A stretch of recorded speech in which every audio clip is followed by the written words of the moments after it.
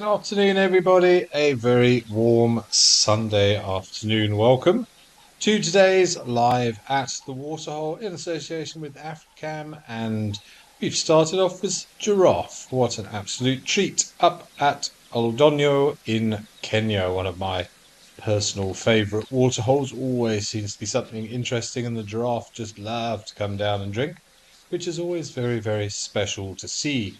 But my name is Ben Coley. I'll be with you for the next 2 hours, and we will take our daily trip across all the different cameras that we have. And it's live and it's interactive. And we look forward to hearing all of your questions and your comments. Please do send them all through.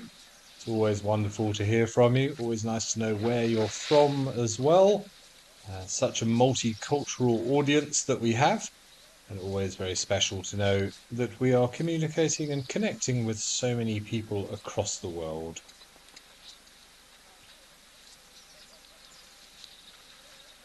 But a nice little stretch of giraffe I'm going to go with today. There are many collective nouns that are accepted for groups of giraffe. And these, of course, are Maasai giraffe, being up in Kenya, one of the different species and subspecies of giraffe that we have across the continent. Not the biggest of the giraffe, the Maasai. That is for our own giraffe down here in South Africa. The Southern African giraffe is the tallest of all the giraffe species and subspecies. But Maasai giraffe, pretty numerous up in East Africa. They're a little bit smaller and smaller patches and more irregularly shaped as well.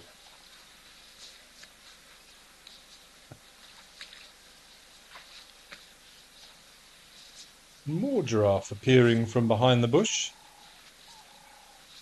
We've got a young male staring at us in the middle. One on the left, definitely a female. One on the right, not 100% sure yet. Just a head of a female sticking in. We normally do use those ossicones to help us sex the giraffe, but always a good idea to remember that in young giraffe, those ossicones are a little bit difficult to distinguish. Safest way is to just look under the belly for the telltale signs of a male. Nice to see the giraffe, so many giraffes coming for a drink without being harassed by elephants, which is usually what happens to them at Oldonyo, and I'm sure if we stay here long enough, we will see them have to vacate the area as an elephant comes trundling in from the background somewhere.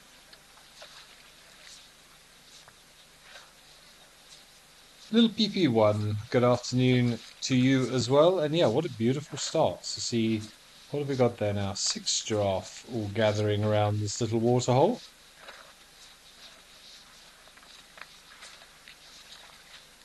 Hello, Harriet Hodgkin. Nice to hear from you again.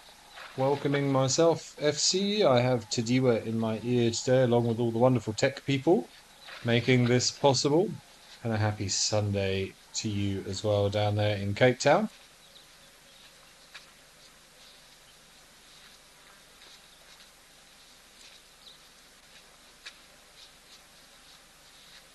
But definitely a happy hour for the giraffe, it seems, in Kenya. Now we see we've got a male just checking things out. Wow, look at them all. I think this is the most giraffe I've ever seen at one time clustered around Oldonyo's little watering hole here.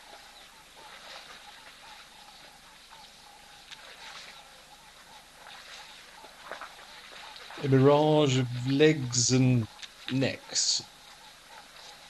Oh,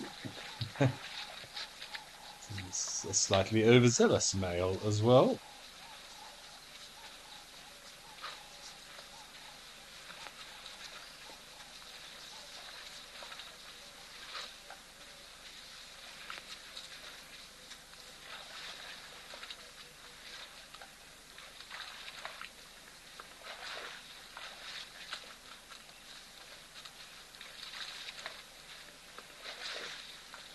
Wonder if his presence will perturb her. Obviously, with her having to get into the position to drink, that may leave her in a slightly vulnerable position. Does seem to be rather interested. constantly sniffing at that urine to get a better idea. Maybe she is in some sort of reproductive status. It'll be interesting to see with various males around what happens here. You can see the one on the left analysing the urine there. And another suitor coming in to check things out.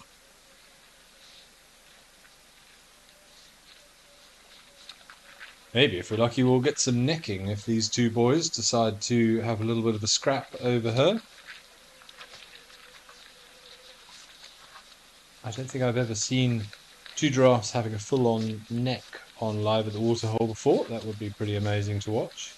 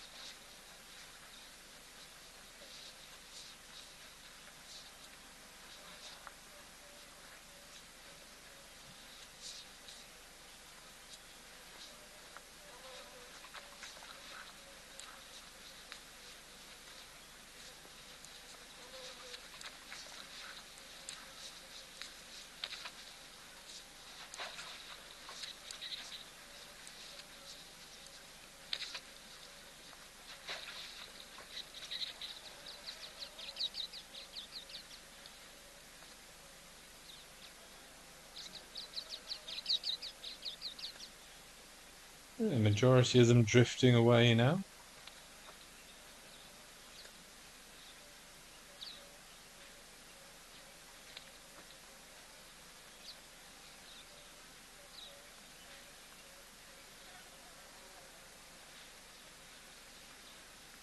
These two boys wondering what they said. Common problem, gents, happens in all species, don't worry.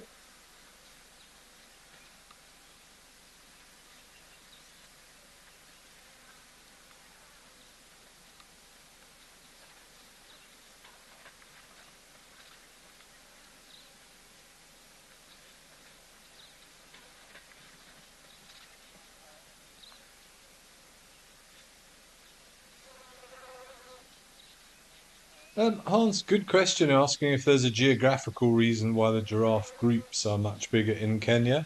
I don't think that it's a geographical reason so much. I imagine it's just because of availability of resources. Giraffes do love an acacia, and there are plenty of acacias and good food for them up in East Africa on those open plains. A lot of pioneer plants, a lot of small acacias and similar type trees to which they love. So I think it's probably just an availability of resource as opposed to a geographical thing. You could argue it may be a geological thing. The soil type up there obviously is very conducive to those small leaf plants that giraffes like to feed upon.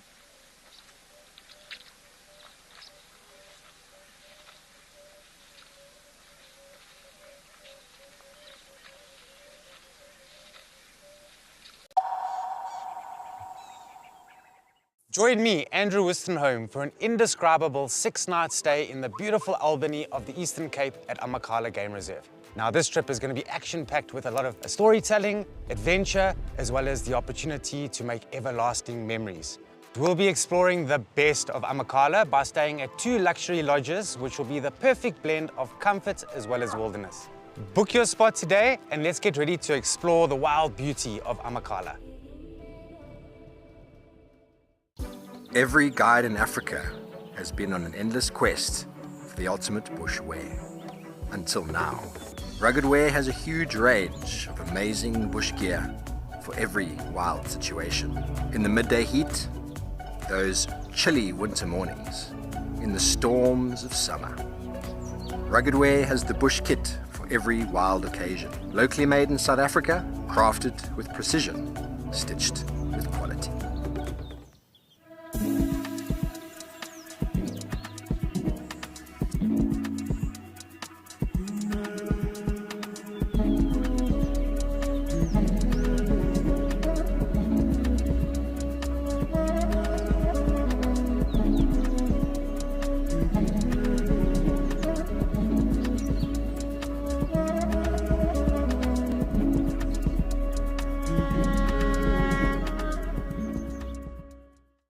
us on a beautiful wildlife journey with Safari Spotlight.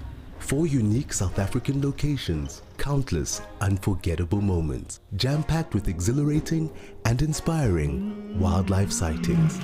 Bringing you intimate and exciting virtual safaris. And then it jumped up like this and shimmied all the way up. Enjoy jaw-dropping moments as we tell authentic conservation stories. Safari Spotlight is your ticket into the heart of the African wild. Safari, wine, and waterfalls. The ultimate African adventure. Sip South Africa's finest wines. Experience a world-class safari among Africa's iconic wildlife.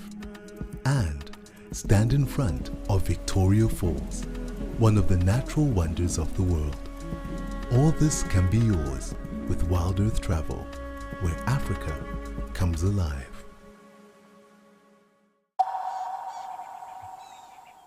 Ratio of males and females from birth. One thing we thought of as we were having a discussion as a group, a few of us, was that perhaps it means that if you get to that size, then obviously your genetics must be relatively good for you to have survived for a few years already. So maybe that means that then by morphing into a female, you're more likely to pass on better genetics because you've got to that stage in your life. But interesting. I don't know, say, if anybody knows of any other species where that happens. I wouldn't be surprised, having read that, if it does happen in other fish species as well. But that was news to me. But Picasso, I went very much off-piste there. I will have a look and see what I can find out about giraffe sex ratios for you.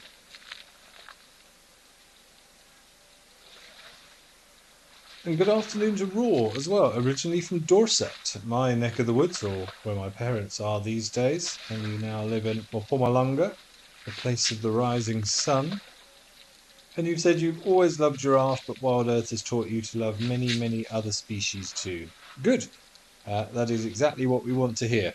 Most people know about these beautiful, iconic animals, the lions, the elephants, the giraffes, the zebras, but there are so many more amazing things out here.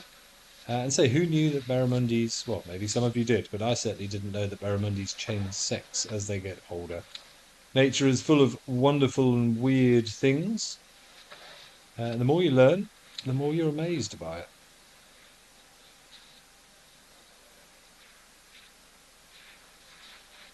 I went for a walk on the estate where I am the other day, and I don't know if I've ever seen so many butterflies. I'm having a bit of a butterfly kick at the moment.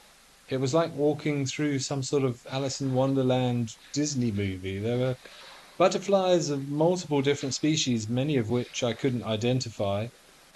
Just all around, loads of brown vein whites, loads of monarchs or monarchs mating, various different Acrea species. At one point, I saw I'm not sure what plant it was, but a plant that had 6 citrus swallowtails, which are beautiful butterflies, all alighted upon it. So lots and lots of butterfly activity at the moment, which is lovely to see.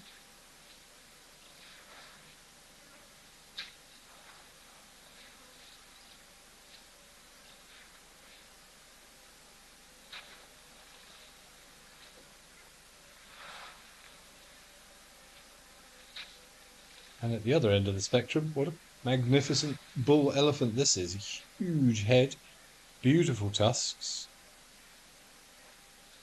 looking particularly shiny and white, that one on the left. He's obviously been flossing or polishing his tusks.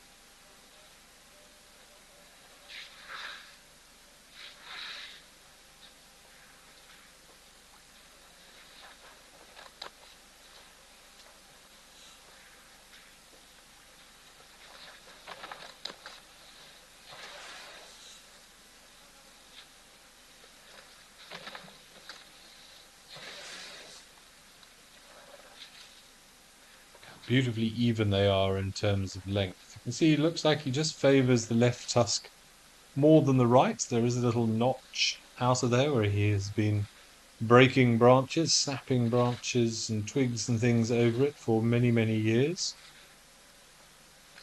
Not the thickest of tusks, but very well proportioned.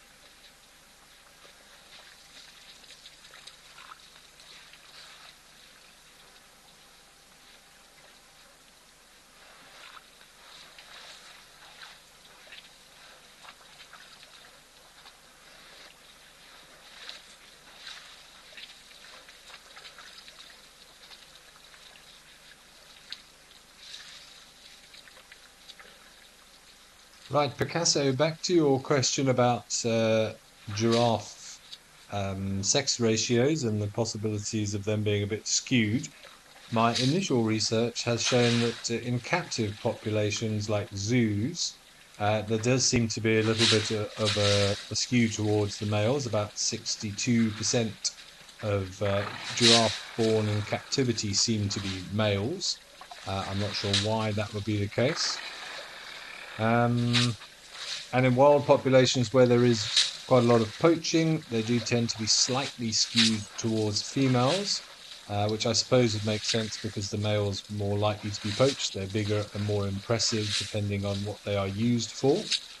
And then also that in more open vegetation areas like this in East Africa, you tend to get slightly skewed towards females, whereas in tall vegetation and heavier vegetation, more skewed towards males, which I suppose again makes sense due to the males being taller and being able to reach the higher food sources.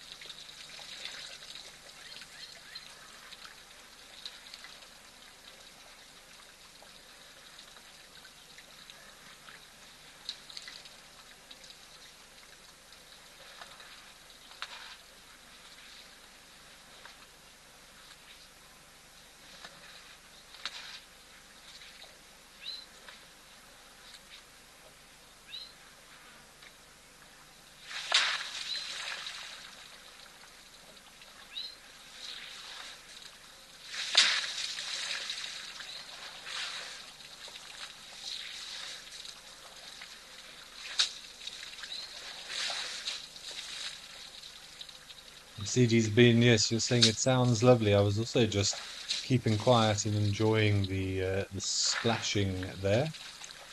So it's only of late it seems that I'm managing to pick up proper ambient sound that you also get. Normally I just sort of see pictures. So it's lovely to have the sound and all the associated sensory information that comes with it.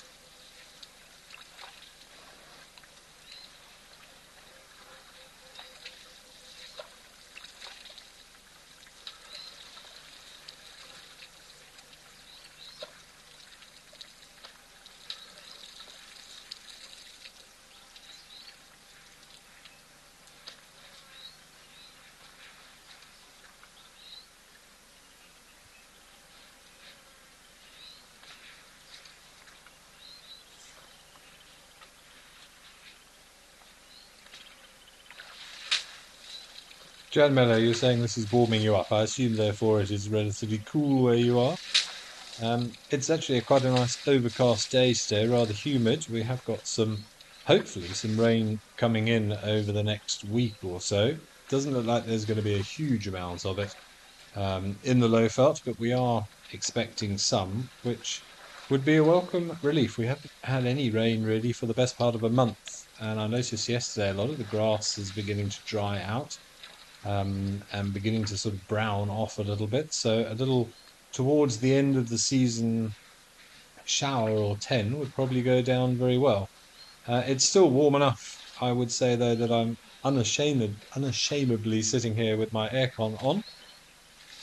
I look forward to winter. I may have been here for 20 years, but that English blood, I don't think, has ever properly climatized to the South African heat, and particularly the low felt heat. I had a friend actually came up from, I think he only came up from Nelspruit, but was really struggling. It was about 39 the other day, and pointed out to him this was a nice mild summer's day for us up here.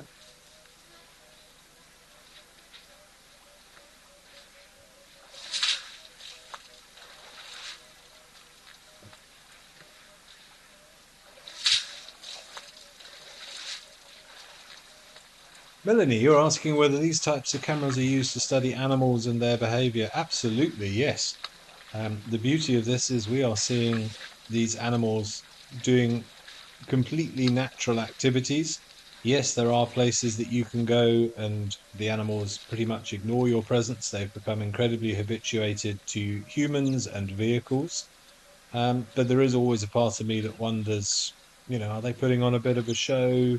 Has their habituation process changed their otherwise what would have been completely wild behavior? I don't think so by much, but this allows us a unique window into the lives and the behaviors of these animals with absolutely no other variables around, right, apart from the fact that this is a man-made environment slightly where they are coming to, and there may be some people milling around in the background.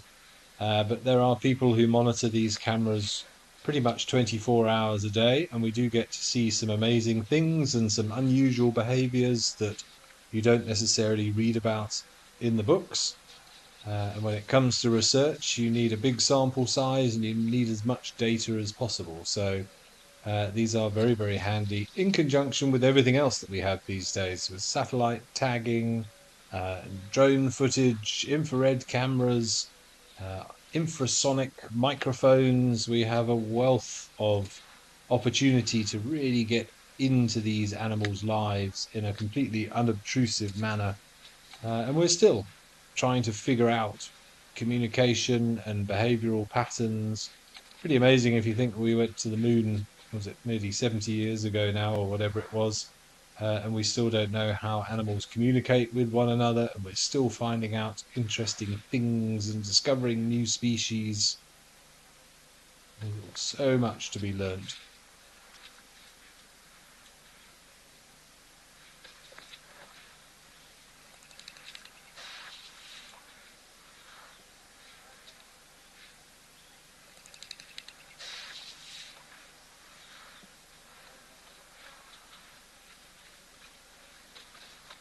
So 54 years ago we landed on the moon. I should really know that. Apologies.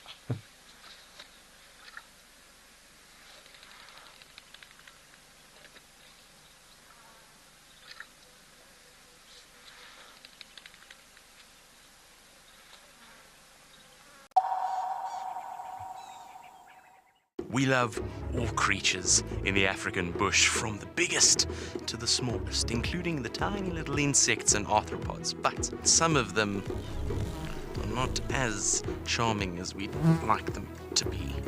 So that's why I trust peaceful sleep. And it lasts up to 8 hours too, so I can stay out longer, both at day and night, and not feel like I'm somebody's snack.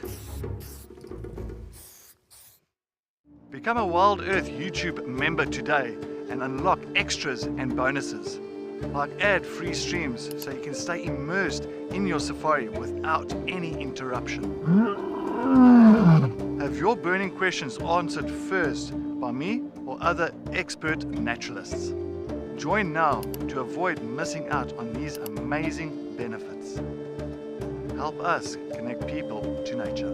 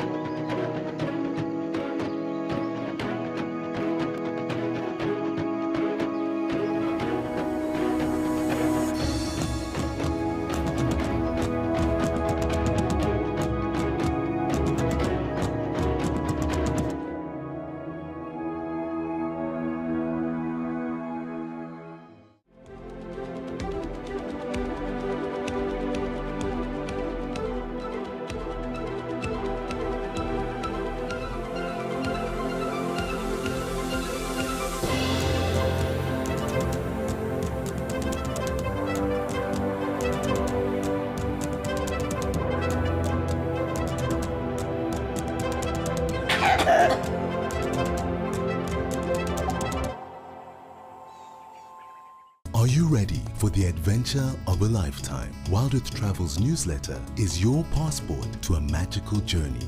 Explore exclusive travel options featuring special offers at stunning Wild Earth locations and all hosted by your favorite presenters. Don't miss out. Head over to our website and subscribe to the Wild Earth Travel newsletter today and stay in the know on all our unforgettable adventures. Wild Earth Travel, where Africa comes alive.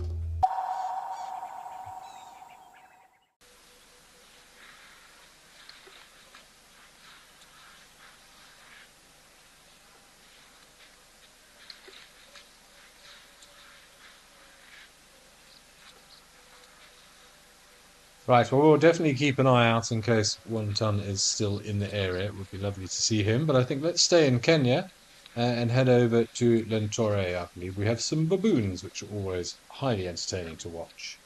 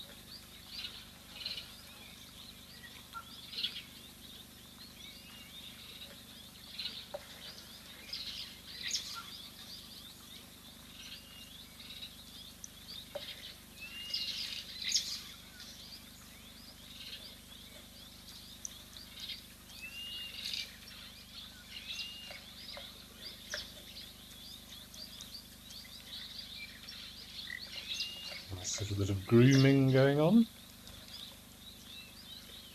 Very important for social bonding.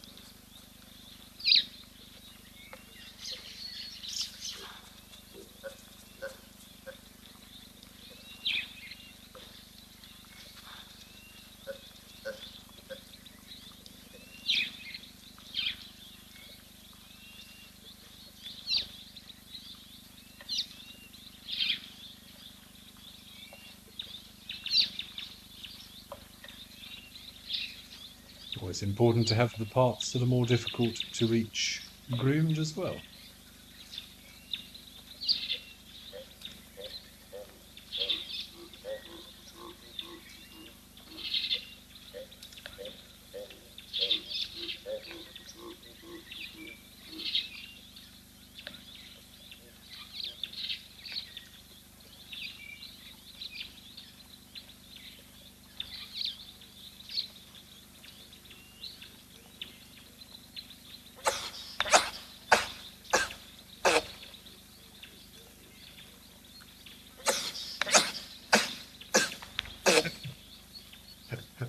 Bless you.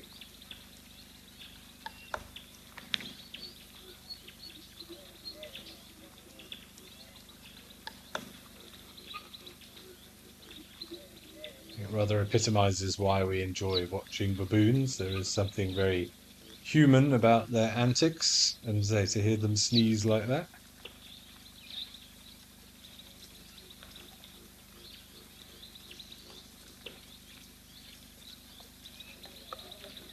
Jan Miller, I'm glad you're enjoying the baboons, olive baboons, up here in Kenya that we're looking at.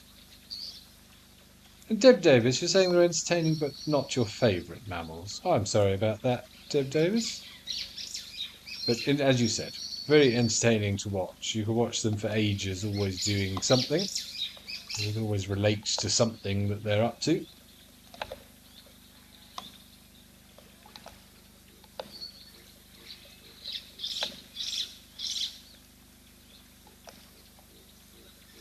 see a rogue male impala wandering past there. Of course, down here in southern Africa with the Chacma baboons, I don't know whether the same relationship exists between the olive baboons, but I wouldn't be surprised if they did. They have that symbiotic relationship where you often find baboons and impalas together, feeding in a tree and underneath the same tree. More eyes, more ears, looking out for potential danger. Quite sure what they're all feeding on. Some sort of fruit. They're just getting rid of a bit of skin.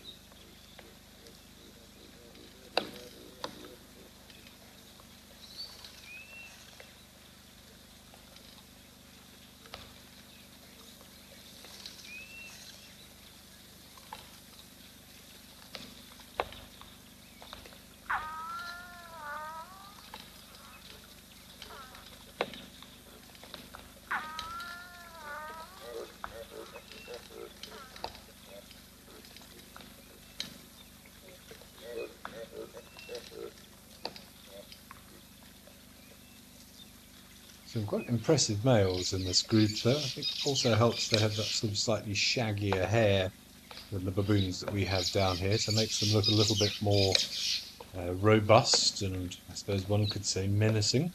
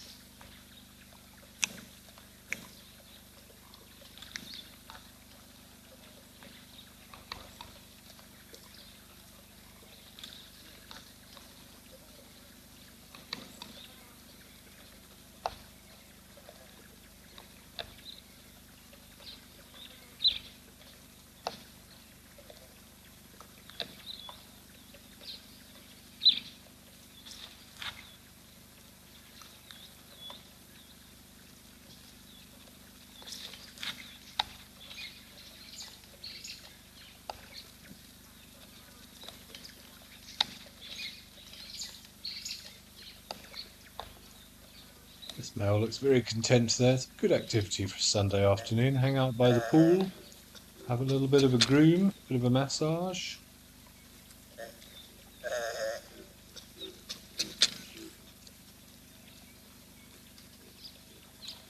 All these different vocalizations we can hear in the background. Of course, they have a huge repertoire.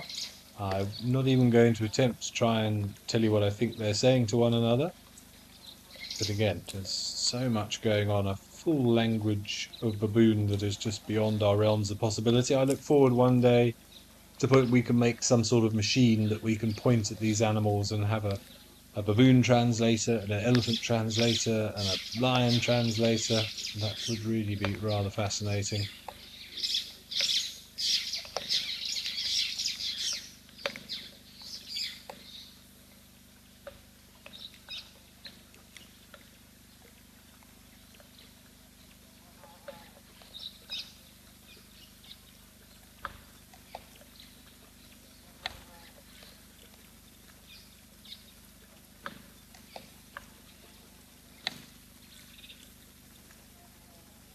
A romantic dinner for two over here, gazing lovingly at each other, dribbling food out of their mouths.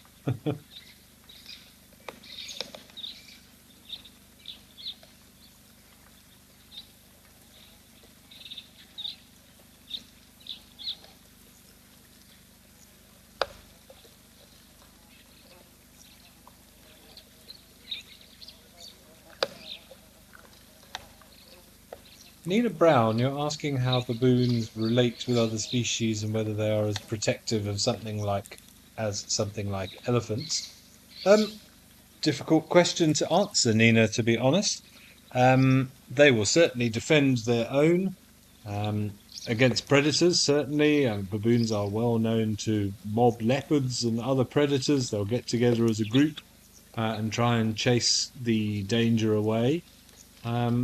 but I don't think I've ever seen or heard many stories of, say, a troop of baboons like this who are enjoying a waterhole. If an impala or an inyala or giraffe came to drink, I don't think they would chase them away or really be too bothered at all. They'll probably look after their young ones, make sure nobody gets up to any mischief.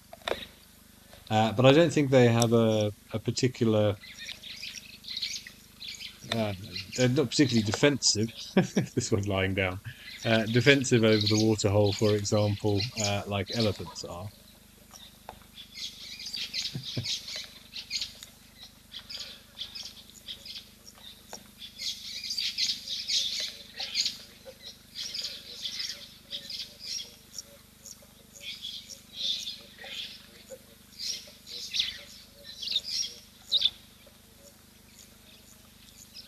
It's a very relaxed baboon, I think it's fair to say.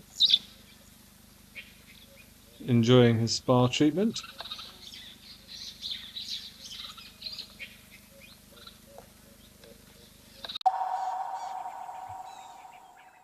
Join Wild Earth Travel on a unique nature adventure in the Greater Kruger Park. Legendary master tracker Renius Mhlongo leads a 4-day animal tracking experience in the Sabi Sand Nature Reserve. This experience offers a life-changing chance to track Africa's iconic animals on foot with a master of his craft. Renius is joined by Wild Earth presenter and expert storyteller Amy Krantz, and together they will connect you to Africa's wild heart. Become a Wild Earth YouTube member and unlock exclusive bonuses and benefits. Enjoy uninterrupted, ad-free streams so you can stay immersed in nature. Have your burning questions answered first by me or other expert naturalists. Enjoy exclusive access to special broadcasts and videos, and help us to connect people to nature.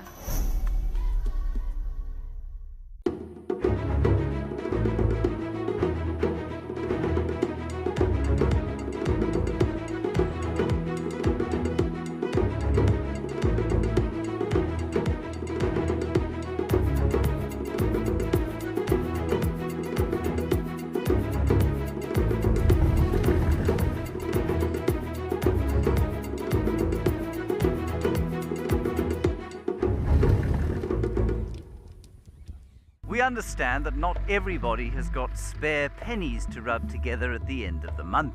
We're introducing an initiative called Gift an Explorer. So that those with lots of pennies can gift a Wild Earth Explorer access to those with fewer. We're aiming for 250 gifts, but the more the merrier.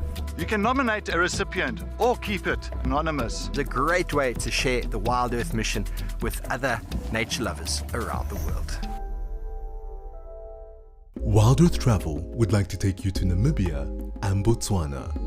Drift over the desert in a hot air balloon, then glide through the lush Okavango Delta in a dugout canoe. This extraordinary journey blends dramatic landscapes with outdoor adventures and unparalleled wildlife encounters. Discover Africa like never before. Book now with Wild Earth Travel, where Africa comes alive.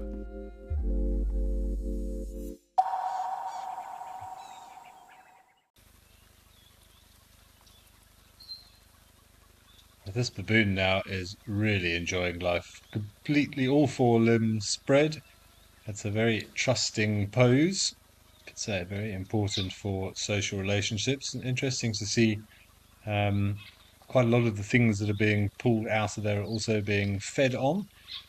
Ticks, mites, fleas, debris, dead skin. Who knows what she's finding in there? But I think the larger things like ticks probably being ingested. It is a small little injection of protein, but protein nonetheless. Lovely to see those fingers as well. We see a lot of baboon tracks, but it's not often that we get to actually sort of examine their digits so close up. So particularly those front feet, you see the hand on the ground, you can see the fingers and then that almost line of the front of the palm. The rest of the hand is held above the ground, so we generally just see the line of those four fingers, those little bulbous toes, and that slightly lobed effect of that front part of the palm. Kind of makes a sort of a B shape. Whereas the vervet monkey, if we ever get a chance to have a look at one of their tracks, they have more of a V shape palm than the B shape. So V for vervet, B for baboon. Much skinnier fingers than a vervet monkey, but still those big sort of bulbous fingertips, but more so in a vervet. So those are the things that you look for. And many a baboon track has been mistaken for a leopard track at first glance as well. I think we spend so long trying to look for leopard tracks that we often see what isn't actually there. And just those sort of digits, the pads of the base of the fingers, and that back pad of the on the palm does look at first glance like it could be a leopard track, and we tend to forget to look for the thumb and the rest of the heel, particularly on the back toe. Something that I learnt quite early on in my time doing training as well. I had many a student who would stop and tell us all about a leopard track when we were looking at a baboon track. But I always found best to just let them get on with it and then point it out at the end, and then they won't make that mistake again, hopefully.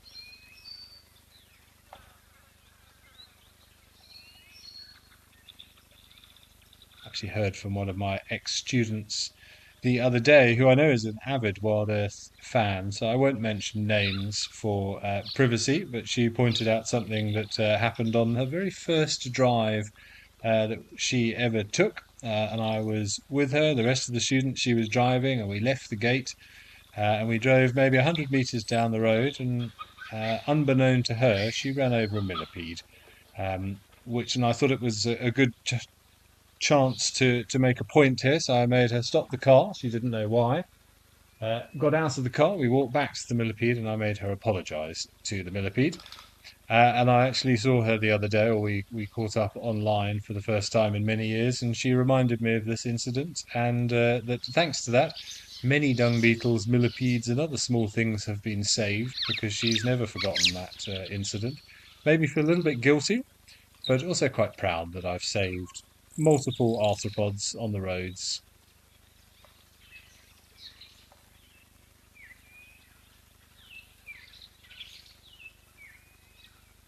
Harriet Hodgkin, you're thoroughly enjoying the baboons. Yes, almost human-like behaviour, as you said.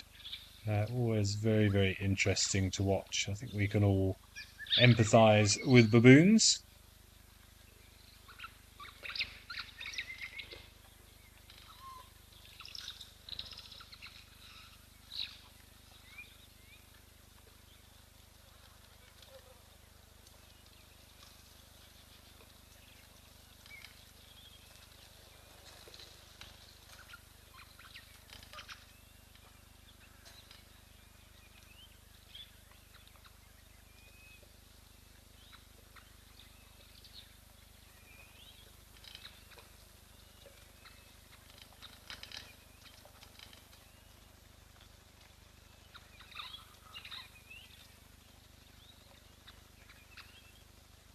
Joanne Mello, a good question. You're asking why do baboons have that kink in their tail, that sort of a hooked feature? I can't give you an answer, and nor have I ever read or come up with my own theory as to why that would be beneficial. I don't know. It's just a genetic thing that baboons have that's been passed down. There must be some form of use for it.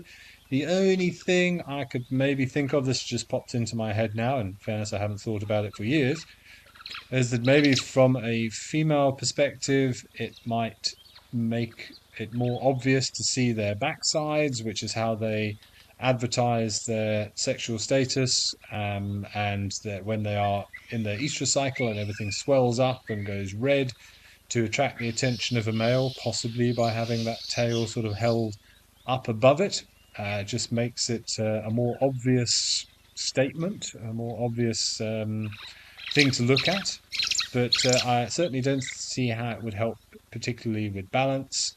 I don't believe they use it particularly with communication as such. So I don't know, Joanne Mello. Joanne Mello, a good question, one to which I do not have the answer.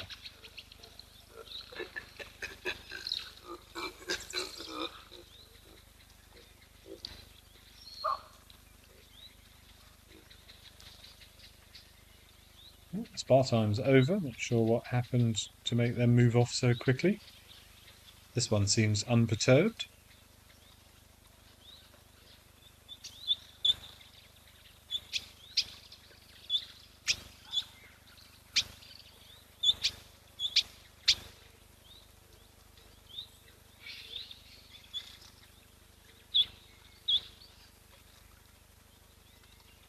Well, that was lovely to spend some time with some baboons. Sounds like we're going to head south a little bit down towards Botswana and go to Elephant Pan.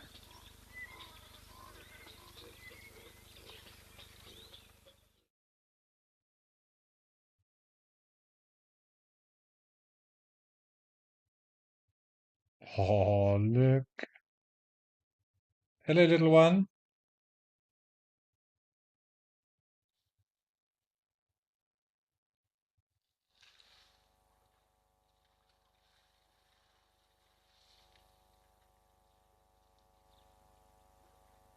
What a little cutie, hey?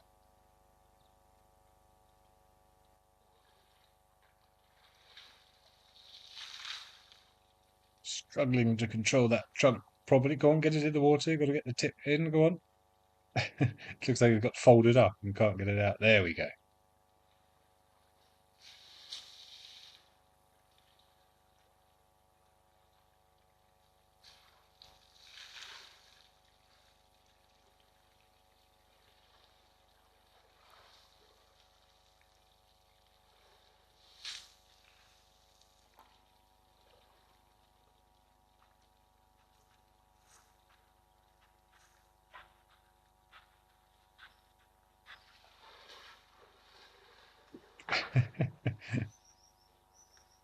Are you having a scratch, or have you just got stranded on the log? Yeah, I'll go the other way.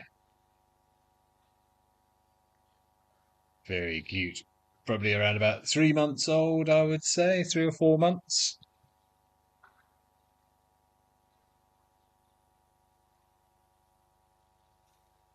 But Elephant Pan is beautiful at the moment. All these trees just growing out of the water like that. Or at least being surrounded by the water would make for some lovely photographs.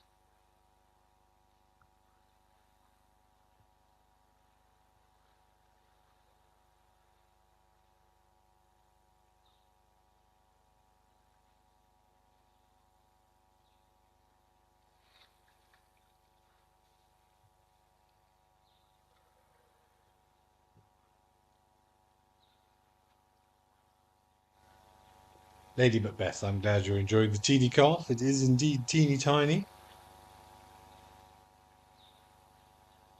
And exceptionally cute. Oh.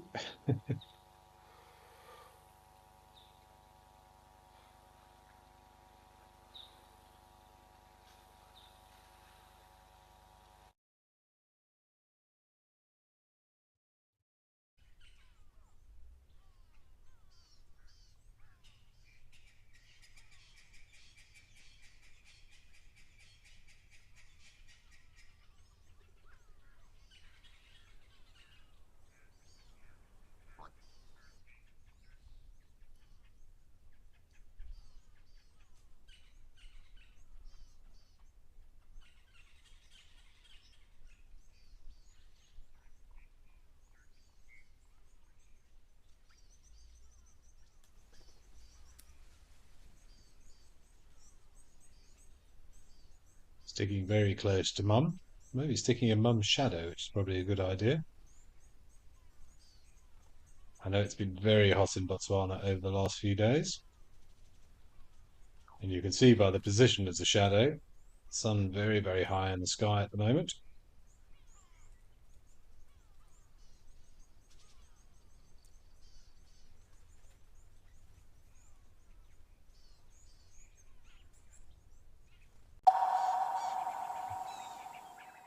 We love all creatures in the African bush, from the biggest to the smallest, including the tiny little insects and arthropods, but some of them are not as charming as we'd like them to be.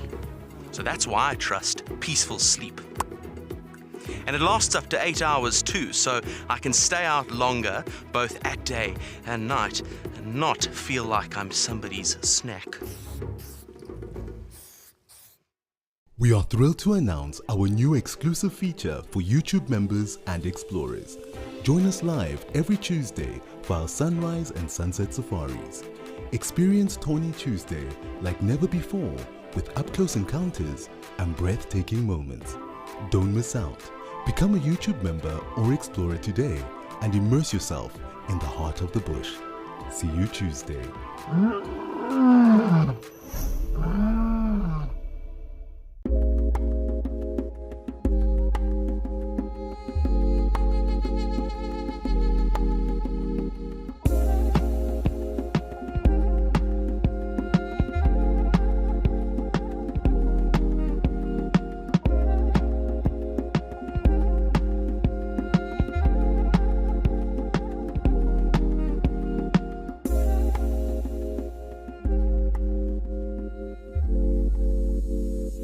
Join the Wild Earth Explorers program and connect with a community passionate about wildlife. Support our mission to share authentic wildlife experiences with the world. Your monthly contribution helps provide schools and children access to kids' safaris, fostering a love for nature in the next generation. Embrace the wonders of the bush and make a difference today. Wild Earth, connecting with nature. Safari, wine, and waterfalls. The ultimate African adventure. Sip South Africa's finest wines. Experience a world-class safari among Africa's iconic wildlife. And stand in front of Victoria Falls, one of the natural wonders of the world. All this can be yours with Wild Earth Travel, where Africa comes alive.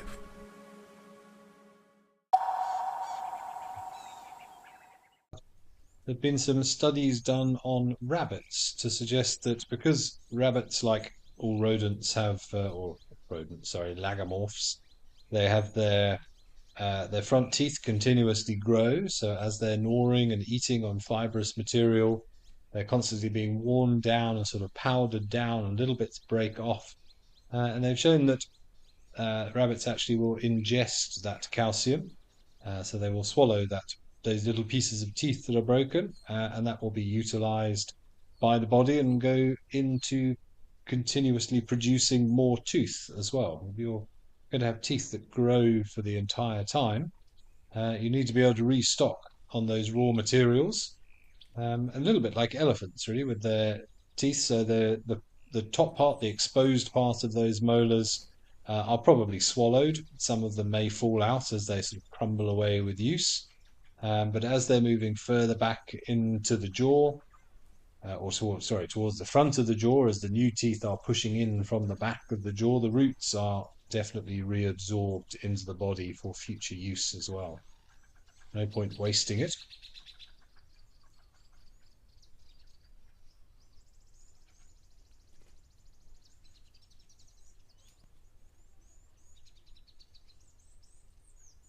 Okay, well, what a treat it was to spend a little bit of time with that baby elephant. I think we're going to head back up to Oldonyo and see what's going on in Kenya.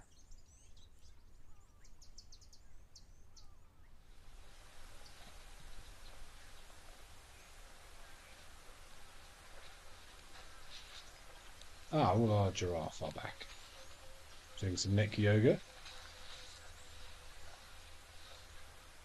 Oh, we're going to have these two males on the right. Are they going to have a little box? You can see this one just sort of shuffling to the side. Just some gentle necking.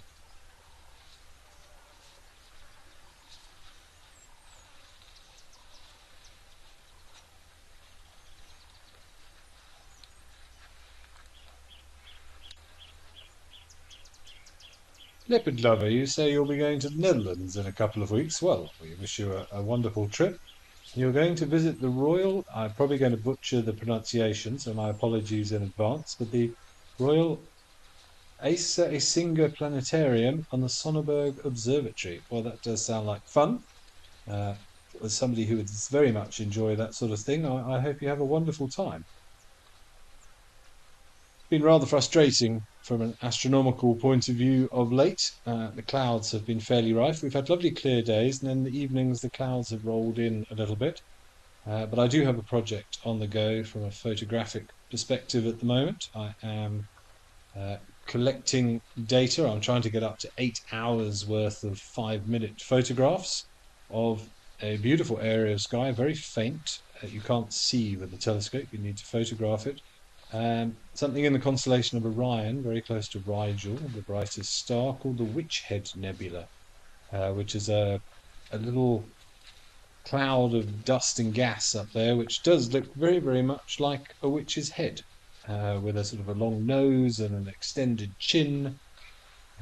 One that I haven't tried to photograph before, but I've had to put that one on hold at the moment because it's, so bore everybody with the details, but I have a filter that can bring out the gas in certain types of nebula, but this one, the filter is no help. So I need to do it in dark skies, and with us approaching full moon now, I've sort of put that one on hold, which is fine, so it can be cloudy now if it really wants to be.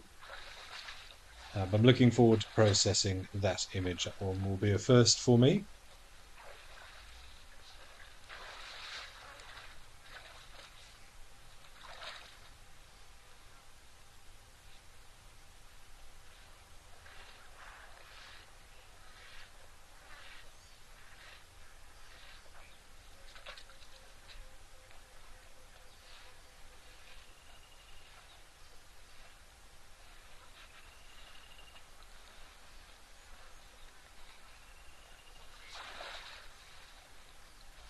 Leopard Lover, what's my favourite observatory I've visited? Well, I have to say I haven't visited very many, if I'm honest. Probably the most special experience I've had was last year, or probably at the end of 2023, when I was in New Zealand and I went to the Mount John Observatory on South Island in New Zealand at a place called Tekapo. It's run by the University of Canterbury.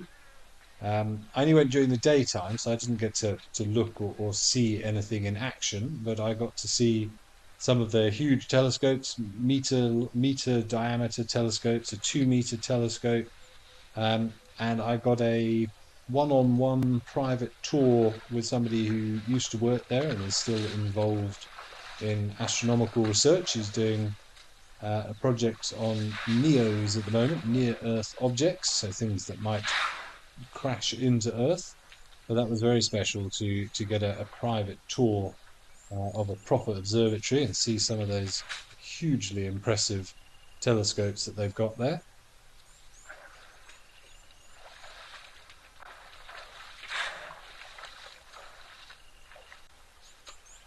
Some of you may, of course, have seen in the news recently that there is talk of an asteroid that has a one in, I think the latest statistics, a 1 in 46 chance of impacting with Earth in 2035, I think it is. But that still equates to only about a 2% chance of hitting. And the problem is it's going to disappear from view in something like 7 or 8 months' time. And then when it's visible again, a few more years will have passed. So we'll know a lot better then. But don't despair. It's not a dinosaur killing sized asteroid. I think it's around about 30 meters or so, the one that's been spotted, which could still do some serious damage. Chances are it would blow up in the atmosphere, much like one did. It's about the same size as the one that exploded over to Siberia in 1908, the Tunguska event. But will explode with the force of multiple atomic bombs, and potentially, if it happens over an inhabited area, could cause quite a lot of damage. So we will all be watching out carefully for that one, but no reason to be alarmed just yet.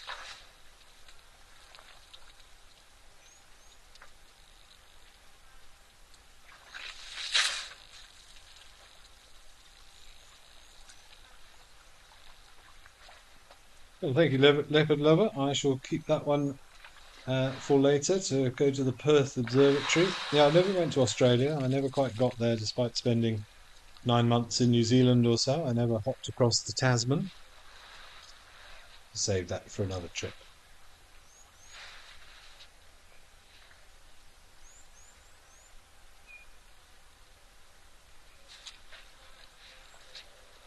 Nice to see a tolerant elephant sharing with the giraffe. Looking for the pipe.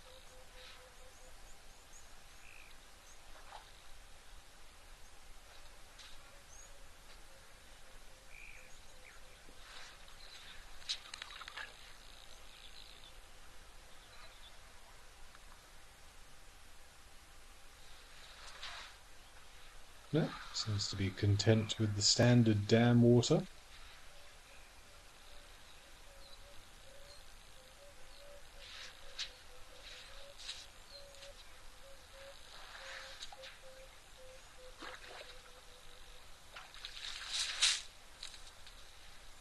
Yes, but when I saw that news about that asteroid, it was only a couple of days ago I saw it, and the previous night I'd watched Don't Look Up, which is all about a comet heading towards Earth as well. So I thought that was a rather poignant portent, perhaps.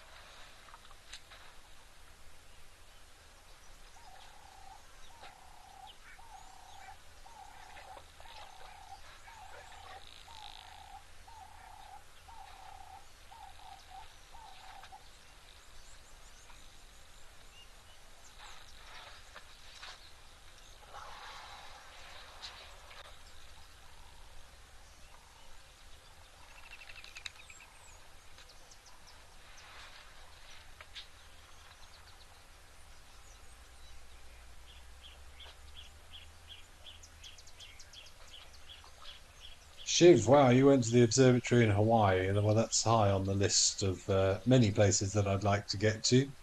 You said you'd never seen such incredible night skies. Well, I know the observatories there on Hawaii are very much a hub of astronomical research. So I'm sure that was pretty spectacular. It does sound like a great place to go. I've been fortunate enough to spend some time in some beautiful dark sky areas out in Namibia in the Sossusvlei area, and of course in the Oraki Mackenzie Dark Sky Reserve in New Zealand, where I was a couple of years ago. But yes, I'd love to get to Hawaii one day. Some serious telescopes up there. Catherine, hello, Catherine. So you were saying you were lucky to do some stargazing with me a few weeks ago. I remember it well. And yes, I hope when you return, we can do it again. We'll have to do it at a different time of year. Maybe if you come in the winter, we can look at some of the beautiful winter constellations, Scorpius and Sagittarius, and all the other ones. And there's so many interesting things to look at there. It's very much Milky Way season, loads of beautiful nebulae and star clusters to enjoy, and some great photographic opportunities.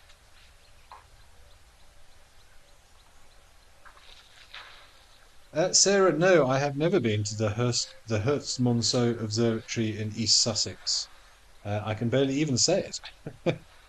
But no, I don't think I've visited any observatories. I think I went to the London Planetarium when I was younger, but my sort of interest in astronomy has very much multiplied over the last few years as I've been fortunate enough, after much saving, to actually get myself some proper equipment, and I'm really enjoying exploring all the beautiful objects that are up there hiding in plain sight. So maybe next time I get back to the UK, I will make a point of trying to get there, Sarah.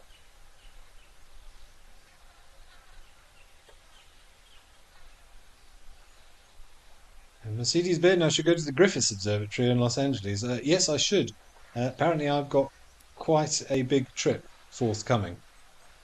I have to persuade other people that it's worth the expense to visit multiple observatories, but would have no problem with that.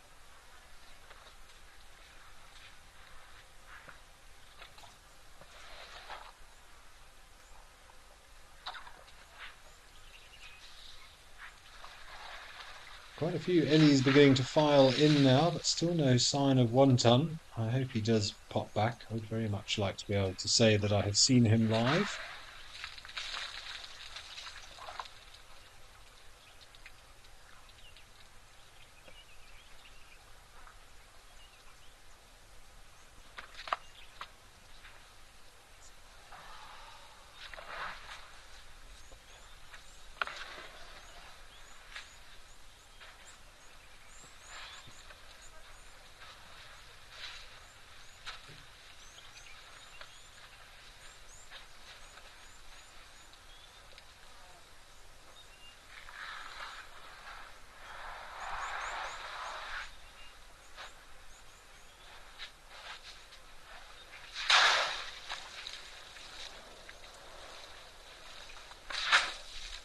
How cool is that to hear the skin on skin as they walked past each other.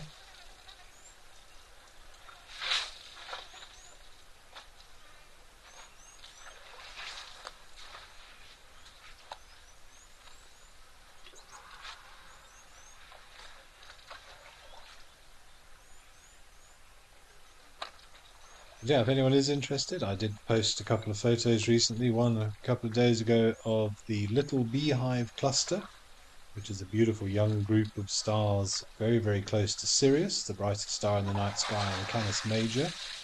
I also tried my hand at some planetary photography, which I haven't done for a very long time. Got a nice picture of Jupiter with its cloud bands and a great red spot visible as well. Amazing what one can do from the back garden with the right equipment.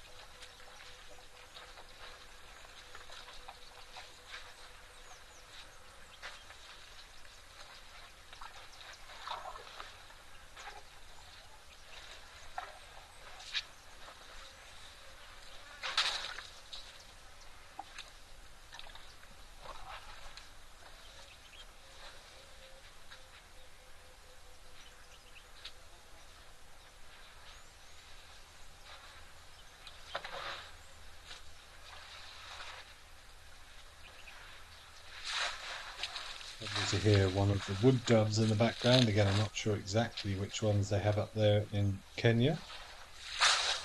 I was lucky enough to get a tambourine dove the other day.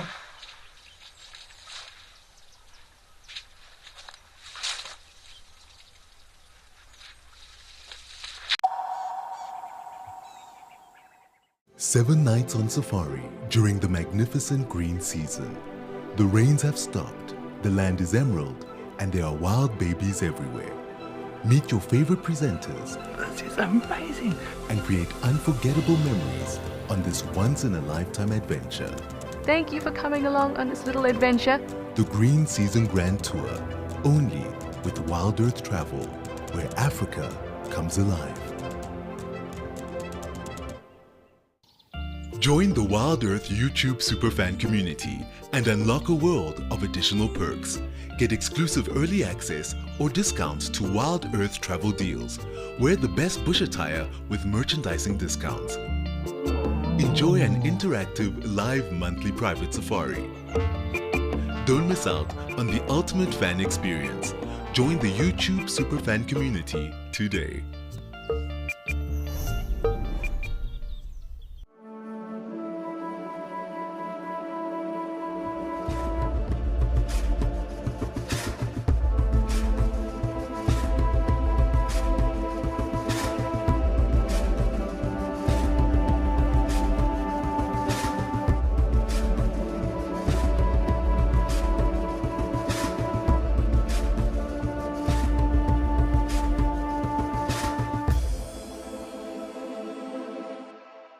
At Wild Earth, we believe every story has the power to create change. That's why we've launched the Wild Earth Impact Foundation, a non-profit dedicated to conservation and social impact. By showcasing conservation stories, we can change lives, protect nature, and empower communities. We have partnered with Empowers Africa to accept tax-deductible donations from US donors. Your donation will help fund critical programs that support our mission. Join us and be part of the change. Are you ready for the adventure of a lifetime? Wild Earth Travel's newsletter is your passport to a magical journey. Explore exclusive travel options featuring special offers at stunning Wild Earth locations and all hosted by your favorite presenters. Don't miss out.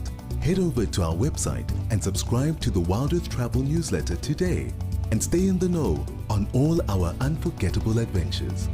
Wild Earth Travel, where Africa comes alive.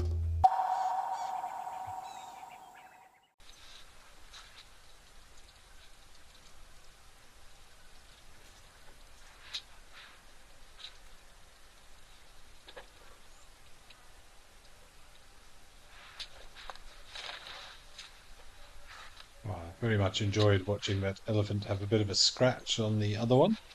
It was fun to watch. It looks like these two young giraffes in the background are still having a little bit of a jostle there. Oh no, well they were.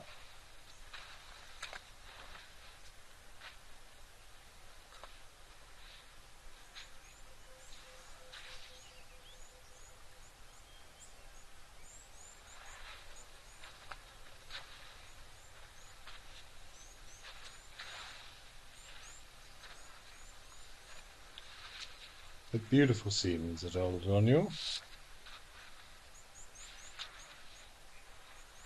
Be nice to see some eland again. Actually, I haven't seen any eland for a while up there.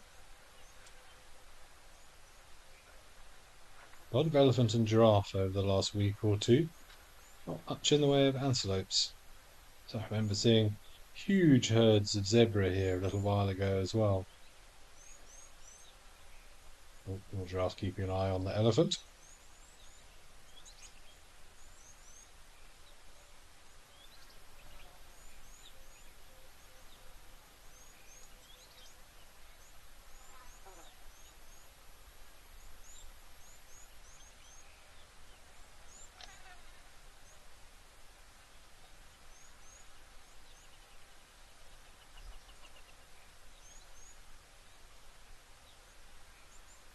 Possibility of some gentle necking there. These are all youngsters. You can just tell by how fluffy those ossicones still are. So this is a very important part of their development. Just building those muscles up in the neck, establishing dominance hierarchies amongst them for when the time comes that they may have some reproductive rights.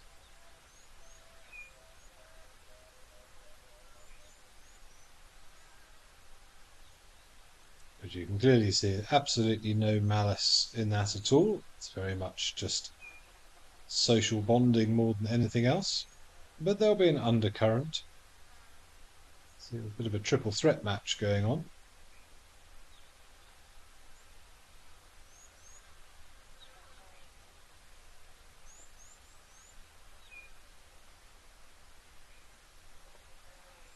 That looks like it might be a water break. Now the elephants have moved off again. Daniela, good question. Why are they called ossicones and not horns? Because a horn officially is bone. It's fused to the skull. So if you've ever seen the skull of a horned animal, so something like a giraffe, not giraffe, of a buffalo or an impala or a kudu. They have the horn itself is bone attached to the skull, and then it has that keratin sheath over the top of it, like a veneer, like a covering, which you can pretty much sort of slide off once it loses some of its integrity. And they don't grow back if they're broken. It's like breaking a bone in your arm; it doesn't grow back. But giraffes do not have that keratin sheath, that keratin coating. So for them, it's bone with just skin over the top of the bone. So there is some blood supply up there. There's some blood vessels. It will bleed. Not much, just some capillaries more than anything else, but it is sort of living tissue over bone as opposed to that keratin sheath. But remember, when a giraffe is born, they are not completely bony protrusions. It's cartilage, which is another reason why we call them ossicones, because after a few years, normally sort of 2 to 3 years for females, 4 to 5 years for males, that cartilage then turns into bone. So the correct word would be it ossifies, coming from the Latin os, meaning bone. So that cartilage then becomes bone, and that is what we're left with now. So if you do see a giraffe skull, you will still see those protrusions sticking off the top of the head. So what you often see in males is some wonky ossicones, ones that are not particularly straight anymore, pointing out at a weird angle. And that happens during exchanges like we have just seen. Of course, there may be some genetic abnormalities as well. But when those youngsters do jostle and they do that sort of gentle necking to establish dominance and hierarchy, it just takes one slightly over-enthusiastic blow or hitting at the wrong angle, and that cartilage, which hasn't yet solidified, might get bent and just change the shape slightly, and then when it does become bone, it's then sticking out at a funny angle. So ossicones and horns, two different things, of course, which is also different from an antler, which is more of a sort of living tissue that falls off each year and then grows back every year, and that very sort of velvety fur over the top of it. So we have nothing out here in Africa that has antlers, only horns, and in the case of the giraffe, ossicones.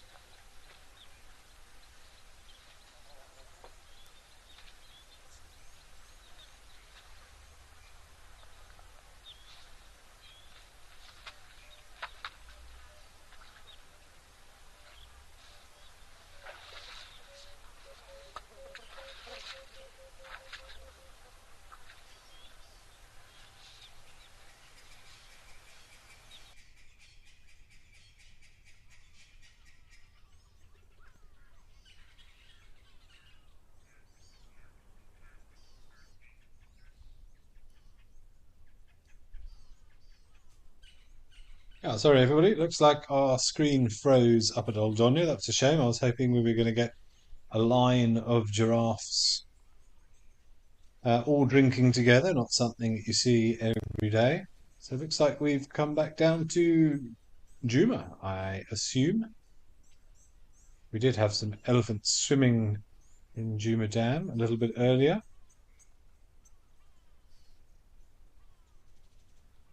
But you can see the grass beginning to turn, definitely a brownish orange hue to what was only a few weeks ago, lush greenery everywhere.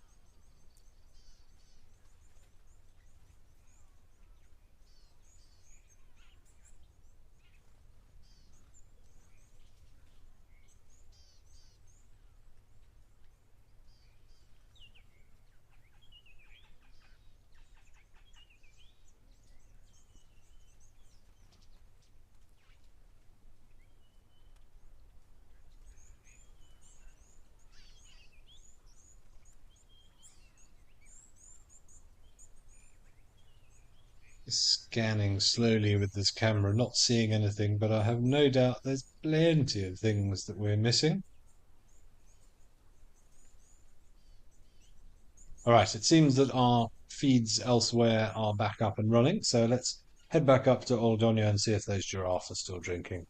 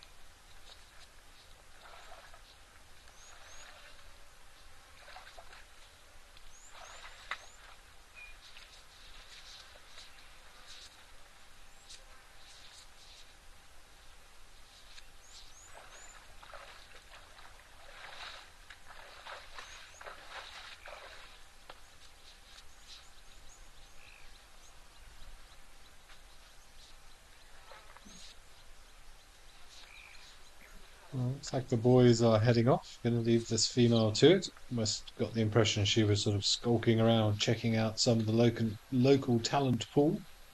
Was not particularly impressed by what she saw. And now she can enjoy a drink in peace.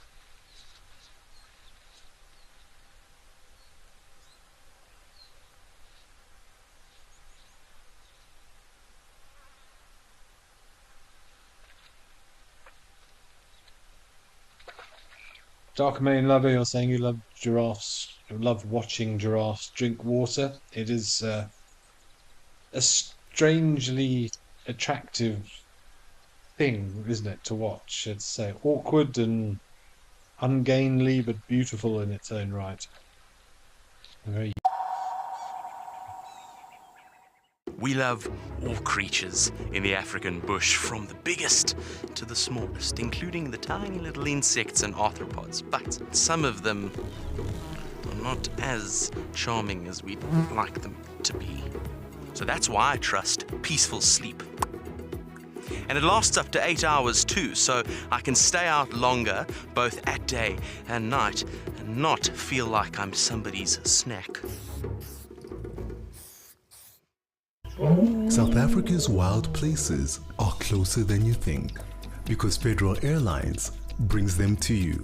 From the calm of our FedAir lounge to the smooth boarding of our trusted fleet, we take care of the journey so you can enjoy the adventure. Our flights go beyond the ordinary, connecting you to South Africa's most remote and extraordinary locations. Federal Airlines, your gateway to the South African wild.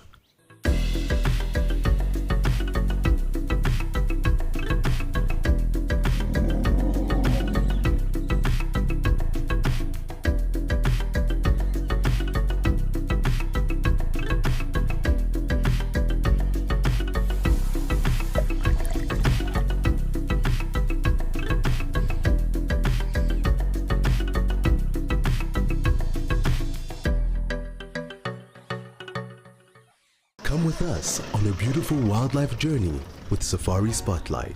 4 unique South African locations, countless unforgettable moments, jam-packed with exhilarating and inspiring wildlife sightings, bringing you intimate and exciting virtual safaris. And it jumped up like this and shimmied all the way up. Enjoy jaw-dropping moments as we tell authentic conservation stories. Safari Spotlight is your ticket into the heart of the African wild. Wild Earth Travel would like to take you to Namibia and Botswana.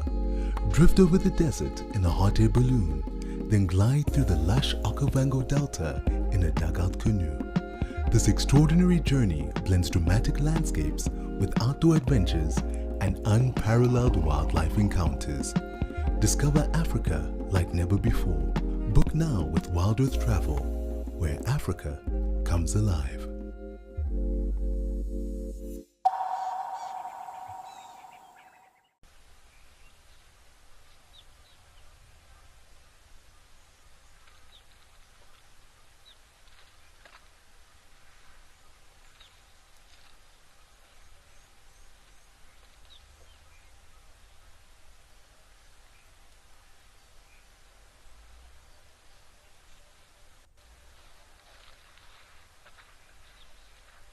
Sarah, you're asking where is Oldonyo in relation to the Mara? I've not been up there myself, but from what I know it's in the Chulu Hills area, which is close to the Savo East and West Park. I'm just checking on the map for you. So it's basically southeast of Nairobi, whereas the Mara is west of Nairobi. So the Mara is much closer to Lake Victoria. Whereas Oldonyo is actually sort of makes a triangle with Nairobi in Kenya and Arusha in Tanzania, but much closer to the coast than the Mara is. I'm not sure what the distance is between them, but definitely not a part of it. If anything, say more associated with the Savo area, and I know there are various. A lot of the water that runs off these hills ends up in the perennial rivers in and around Savo East and West National Park. but somewhere I would dearly love to get up to. There's a chance, I'm hoping nothing is set in stone yet, but there's a chance that I might be heading up to Tanzania in a few months' time, which I'm crossing my fingers for, towards the sort of Serengeti area. I did spend a year in Tanzania working at a lodge in Katavi National Park, but that's right down in the southwestern corner of Tanzania, very close to the Zambian border, close to the Selous and Ruaha, for those of you who know your national parks. But Katavi, not a very well-known park, but still a good 1,000,000 hectares or so, and only 4 tented camps in it, so proper remote and rural Africa. That was quite the adventure.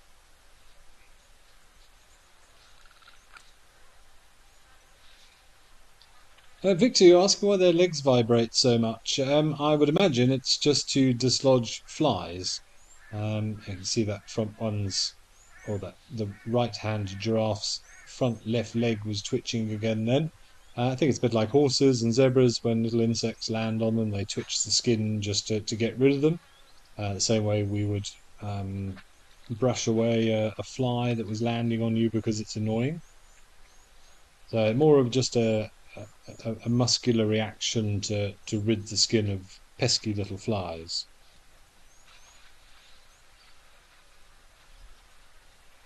Darkmane Lover, no, giraffe don't really make alarm calls as such. They are capable of vocalization under extreme stress. Not that I have ever heard it myself. So they're not like impalas or kudus or bushbuck that will give away the presence of a predator with some sort of audible cue, which can benefit other prey items because they've all sort of learned each other's alarm calls. If they hear it, they're all on high alert.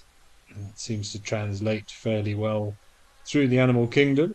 But giraffes do have their own way of helping us to find predators. They tend to stare. If you see a giraffe staring intently at something, it's always worth looking to see what it is. There will be something there. It may turn out to be an antelope or something. They've just seen the movement and they're not sure what it is. But if there's a predator present, then the giraffes will definitely be locked on and supremely focused on that particular area. So it's always a good idea if you see a giraffe really staring to get your binoculars out and have a good look. Possibly something sheltering in the grass or under a tree. The giraffe's keeping a very, very close eye on.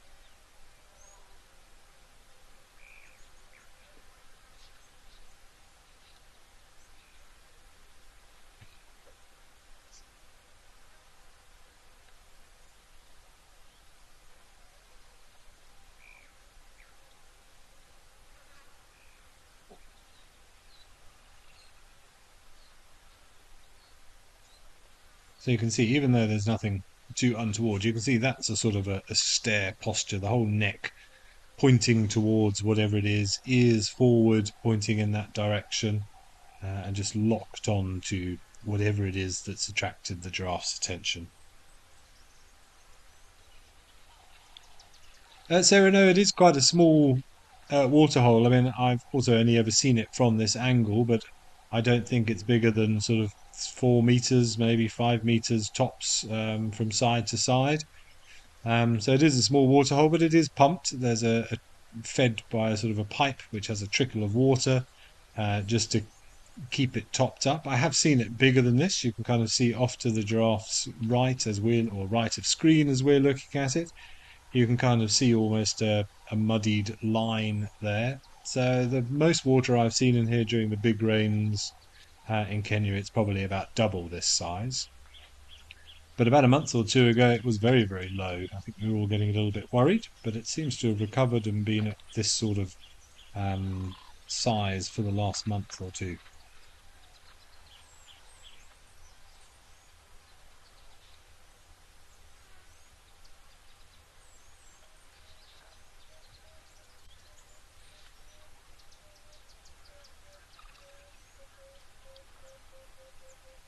Mandy, which waterholes are on my bucket list? I assume you're referring to the Africam and other location cameras that we have here.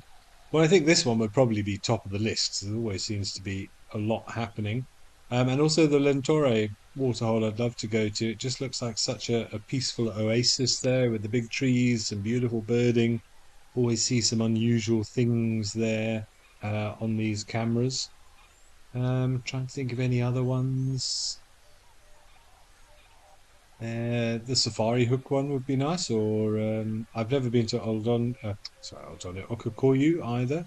I have done Namibia a few times, but never actually up into Etosha, Sossusvlei and Arindi, into Damaraland, but I've never actually gone to Etosha, so I suppose up there as well would be high on the list of priorities.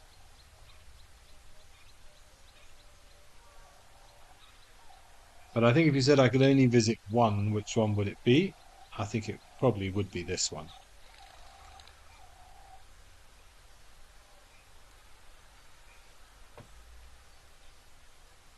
A constant stream of giraffe today.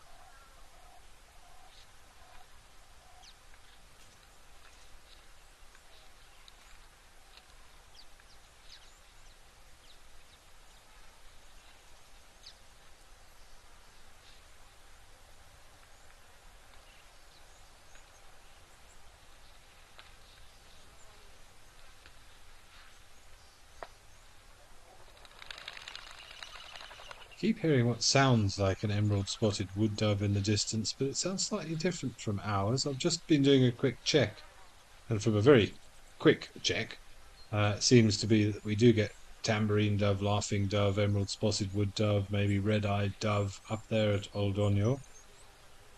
But it just seems to, it sort of starts out like our wood dove and then gets very, very quick towards the end, which I don't associate with our ones. Could just be a regional variation. Though my bird calls are a little bit rusty at the moment.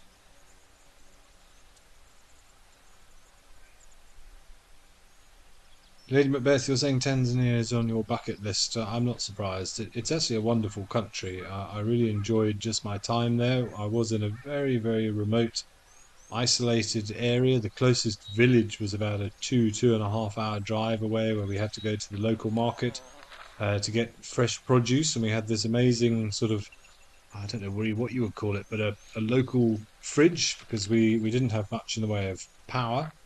We had a gas-powered freezer, but the fridge was sort of a little outhouse that was kind of how would you describe it? Two fences of chicken wire with coal filled in between those chicken wires to make the walls, with a thatched roof. And a few times a day we just doused that coal with water. And the coal would absorb that moisture and actually cool that room. It was probably 7 or 8 degrees cooler than the surrounding, just the kitchen itself, certainly. A wonderful way of keeping things cool. Well, I think the chef only had 2 spider burners, gas spider burners, that was it. He had a local oven, which was basically an iron box that you put coals on to bake in. So they really did things old school at that camp. But the quality of the food that they produced was absolutely glorious. But it was really good fun actually going to the market. The people were very accommodating, very accepting. I had to learn how to sort of speak some Swahili whilst I was there. I had to learn all the names of fruits and vegetables, and particularly how to count, because you have to pay for everything, and keep notes of it all and record it when we got back. So that was quite the adventure.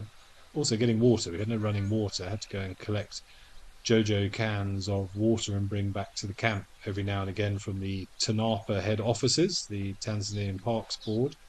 But that was a good hour and a half drive each way as well. So that was a proper exercise in remote African living whilst I was up there. And Catherine, you said you'd love to go back to Oldonyo or to Oldonyo and see One Ton again after so many years. I assume that means you have seen him in the flesh. Lucky you. I'm sure he would be delighted to see you as well.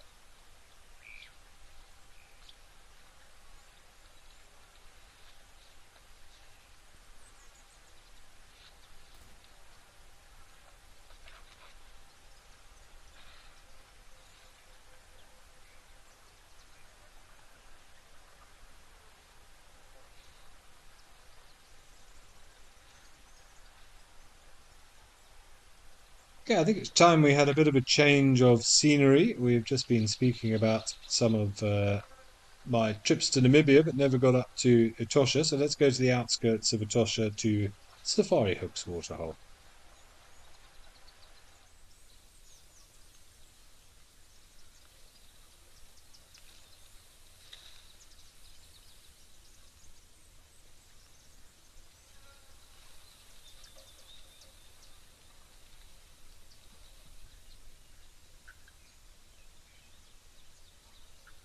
I'm sure this looks a little greener than the last time I saw it. I don't know if they have had a little smattering of rain in the west.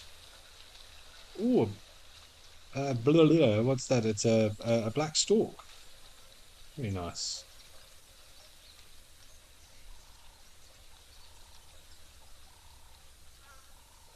Had to search the memory banks for that one briefly.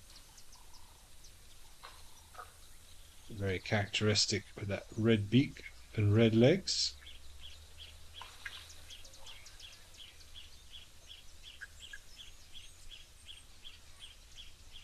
Oh, missed.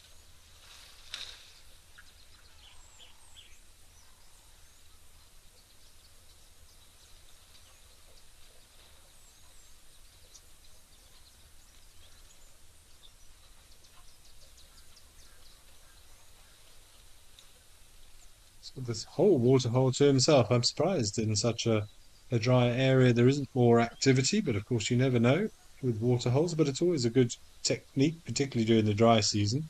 Go and sit at a waterhole and wait for the animals to come to you. We used to do that in Tanzania quite often. But lovely to see a black stork. Don't see those very often. But let's head over to Madikwe and to Tower Lodge.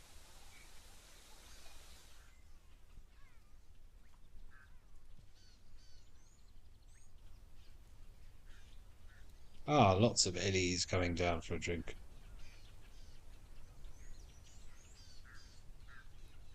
These ones on the right, absolutely caked in mud, having a good time down there.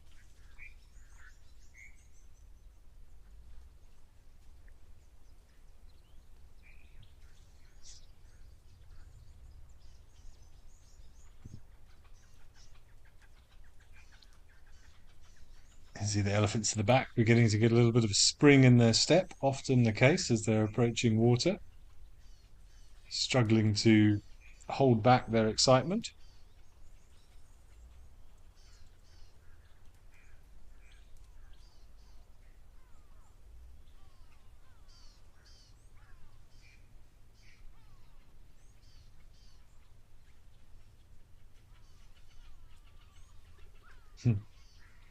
Little one having a roll in the mud.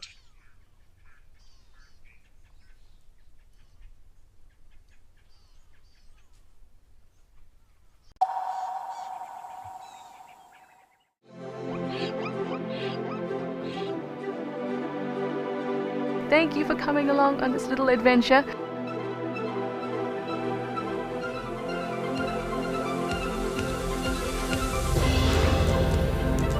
Only meters away from me, folks.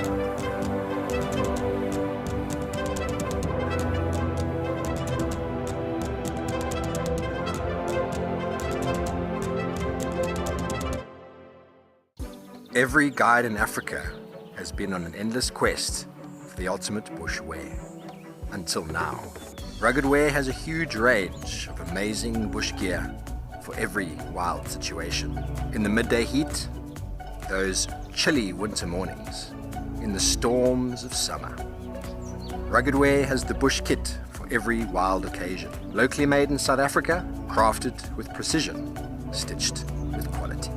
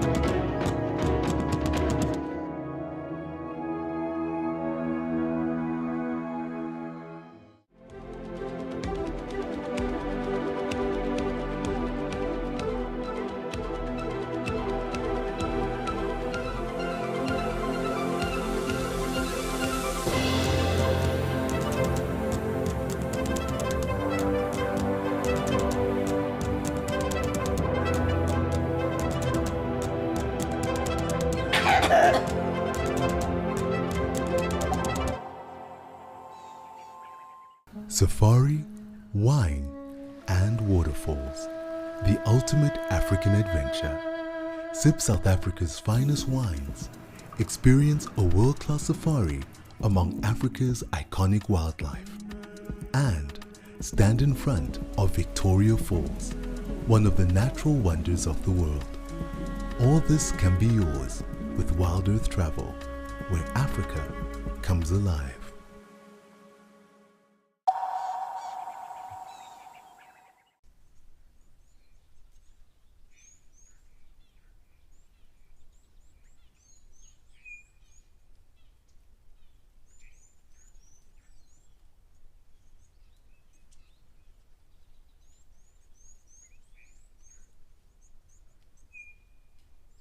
Things definitely changing all over the country. This is also looking a little bit more orange than it was a week or two ago. I'm not seeing any of those yellow flowers that were always, well, that have been very prominent in the background here at Tau for a while.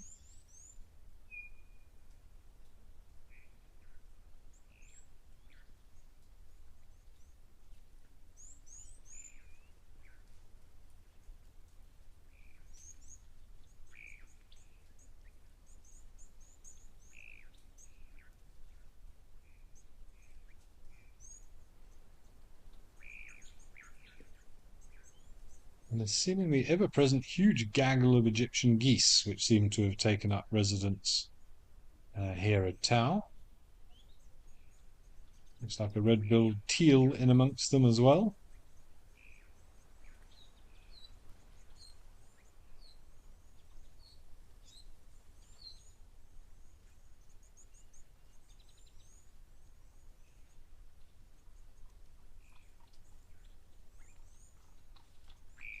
And there is the nutrient cycle in full effect.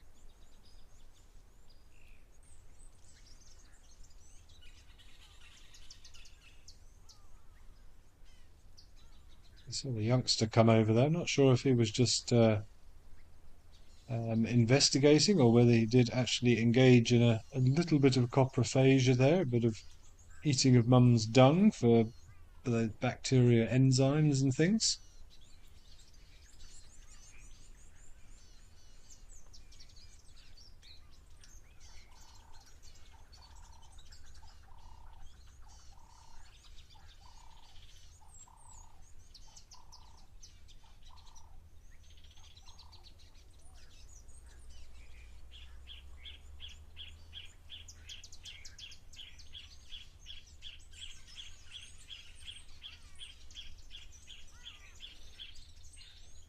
Poor Sarah, are there any areas of Africa that are overpopulated by elephants? That's a dangerous question because some people will tell you that everywhere is overpopulated by elephants. You could start with Kruger, certainly a lot of the parks up in Kenya as well, the Savos, the Ambaselis. But what is too many elephants? Such a difficult question to answer. I think there's about 27,000 elephants in the Kruger area at the moment, which many people say is too many. They do cause a lot of damage, certainly, but nature has a pretty good way of dealing with these problems. If there are too many elephants, then some elephants will die out and the numbers will stabilize. But I prefer not to look at it as an overpopulation of elephants, as rather an overpopulation of people, which means the elephants have less and less space in which to live their lives, and they're crammed into these little areas that are protected. And then, of course, there's going to be some overpopulation.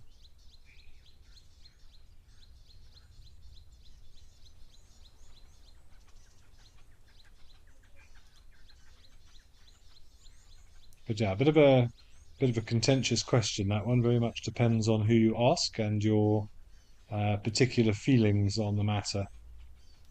I mean, nobody wants to see elephants suffer, but there are climatic changes. But ultimately, it's all to do with resource availability and how much space there is, how much food there is, how much water there is, and what the carrying capacity of a particular area is. And you can see this herd moving, and the big matriarch at the front, very wedge-shaped head, leading everybody to their next feeding ground.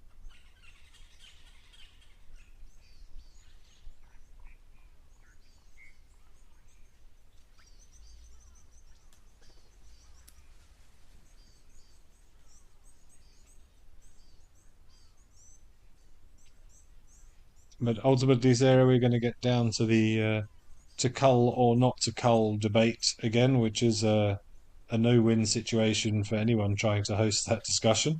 To be honest, it comes down to your personal preference. I personally am not a big fan of culling, not necessarily because I find it a cruel way. If it's done humanely, then I don't like the idea of it. But if it needs to be done, it can be done humanely. But humans like to have a quick result. We don't like to wait. Nature will fix itself. It's been doing it for thousands and thousands and thousands of years, but we like to see an immediate change. So we like to make things happen far more rapidly.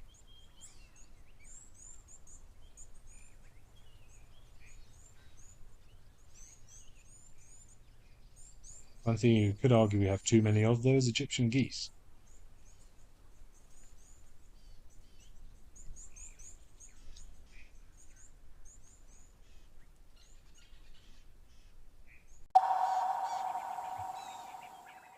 We love all creatures in the African bush, from the biggest to the smallest, including the tiny little insects and arthropods, but some of them are not as charming as we'd like them to be. So that's why I trust peaceful sleep. And it lasts up to 8 hours too, so I can stay out longer, both at day and night, and not feel like I'm somebody's snack.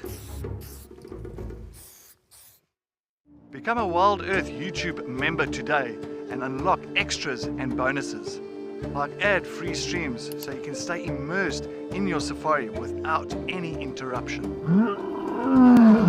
Have your burning questions answered first by me or other expert naturalists. Join now to avoid missing out on these amazing benefits. Help us connect people to nature.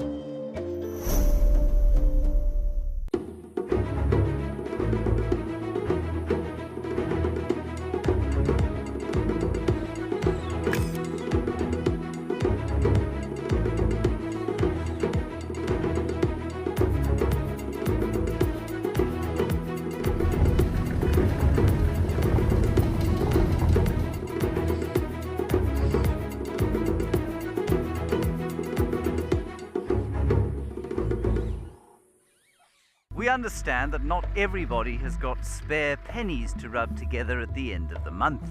We're introducing an initiative called Gift an Explorer. So that those with lots of pennies can gift a Wild Earth Explorer access to those with fewer. We're aiming for 250 gifts, but the more the merrier. You can nominate a recipient or keep it anonymous. It's a great way to share the Wild Earth mission with other nature lovers around the world. Are you ready for the adventure of a lifetime? Wild Earth Travel's newsletter is your passport to a magical journey. Explore exclusive travel options featuring special offers at stunning Wild Earth locations and all hosted by your favorite presenters. Don't miss out. Head over to our website and subscribe to the Wild Earth Travel newsletter today and stay in the know on all our unforgettable adventures. Wild Earth Travel, where Africa comes alive.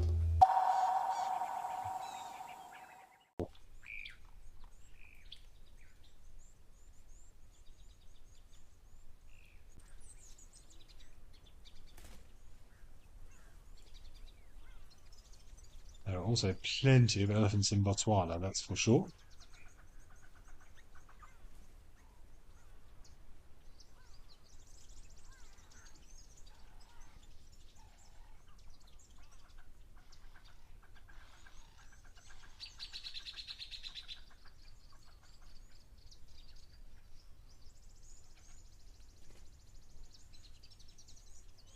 Botswana has the most elephants of any of the African countries. I think somewhere in the region, somewhere between 120 to 150,000 elephants in Botswana alone.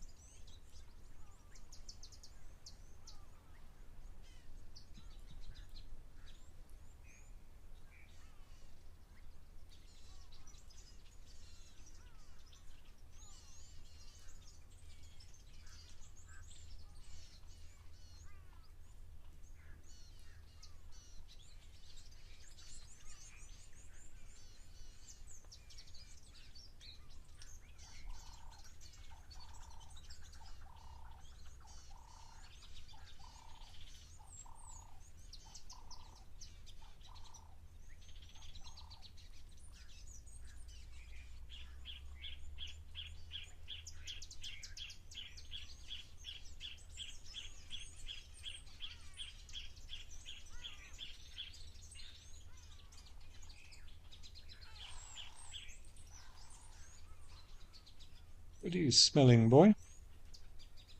I love it when they do that. So those periscopes come up. You often see it on a...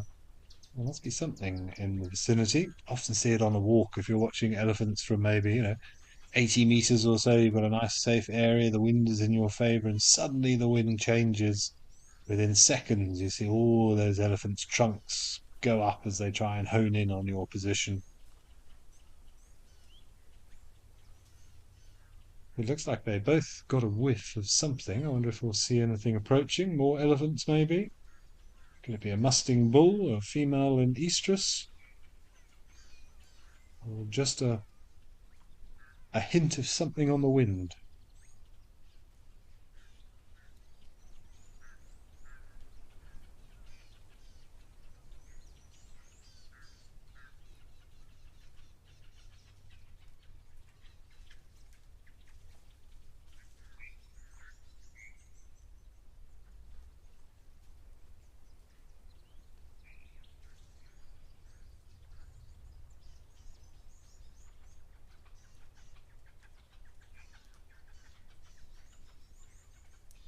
Interesting to see the height of those Mapani sort of increasing with distance away from the water. See, the ones close to the water have obviously been fed on profusely and have become a little bit stunted in their growth. You see, they get taller and taller as you get further away from the water.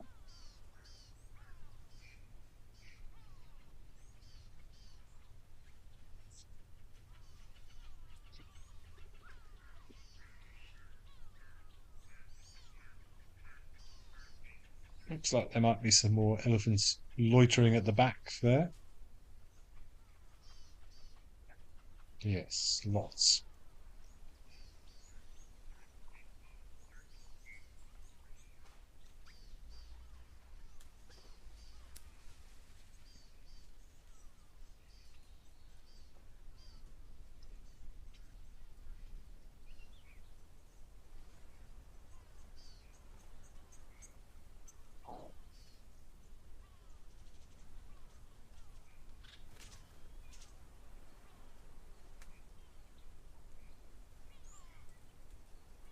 But we are almost out of time, unfortunately. We've only got about a minute left. So I hope you've all enjoyed today and you go on to enjoy a wonderfully relaxing and prosperous Sunday. Maybe some of you is going to settle down to a Sunday roast. I do miss those. Mum's Sunday dinners are always the best. But Dot Main Lover, I'm glad you've enjoyed the sightings today. Beautiful giraffe, I think, which stole the show up at Oldonio today. Nice to see a black stork over at Safari Hook. Penelope Kenyon, I'm glad you've also enjoyed. Yes, but it's been a very relaxing, slow-paced Sunday afternoon live at the Waterhole. But please go on to enjoy the rest of your day. I will be back again tomorrow, 12:30 Central African time, for another 2-hour odyssey across our cameras. But thanks for joining us, thanks for your questions, and have a wonderful Sunday.